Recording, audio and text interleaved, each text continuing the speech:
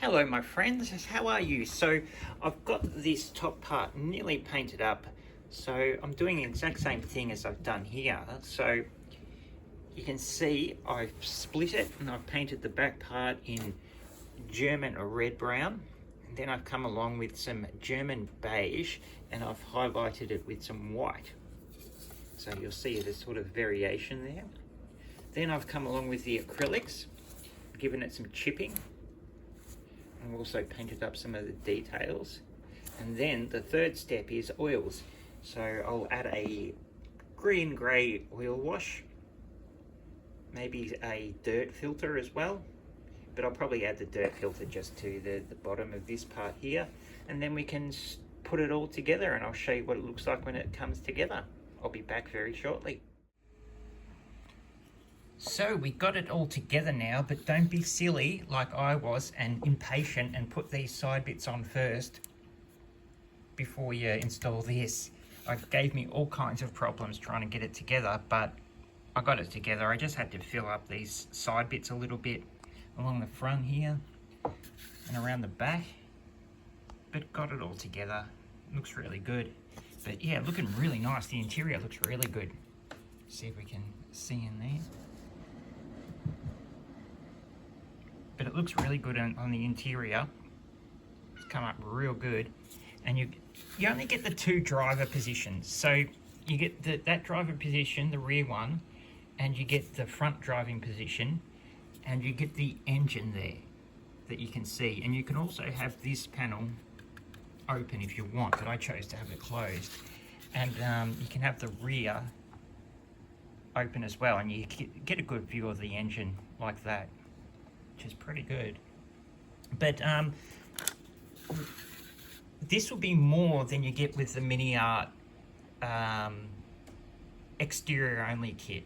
I'll tell you that now. I've done a few of the Stugs and the Panzer IVs and stuff like that, and Mini Art, they will have a full interior Panzer IV or a Stug or whatever, and that'll be full detailed interior. But when they take out the interior and they have the exterior only kits, they literally take the whole lot out. And with the exterior only Pumas that will be coming out, I guarantee you they won't have these driving positions or anything like that.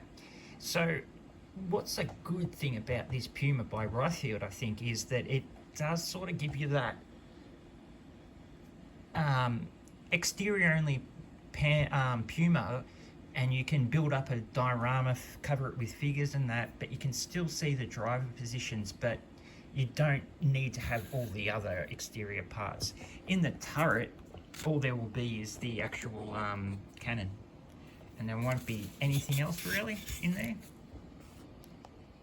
So it's kind of good, you know. I think it's that middle ground that Mini Art will miss. And I know that they're going to come out with this awesome new Puma and stuff, but I do think there is a place for the Riffield Puma. And did you see also the new Mini Art Puma thingy, the 234 number 4 with the 75mm long barrel? That'll be cool, and it's got the open, this part here is open and all that kind of stuff. So interesting stuff, interesting days in the modelling world. Hey there, how are you? So we've really got this cruising along now. It's nearly built and it's starting to look really good, the Riffield model. And I've got Elsie. She's decided to hang out. Haven't you, Else? You want a bit of a cuddle, don't you? So Elsie and I will show you the model. She doesn't like it when I don't give her heaps of attention. But you see, look at this detail, like it's really cool. See, you've got a little chain on the front there.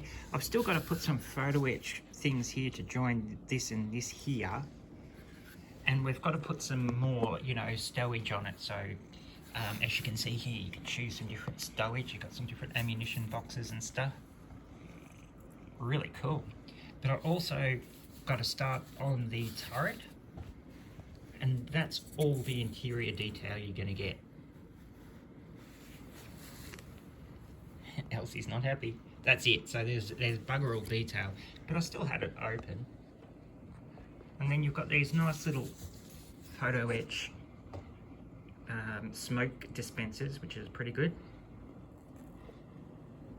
So she's coming up nice. So nearly finished, and I'll show you what it looks like when she's done.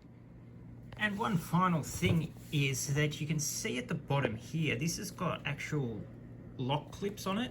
So once you put this on, it'll be locked on, so the turret won't be able to be removed again, which is interesting. I've only seen that on one kit before, which was the Academy Panzer III.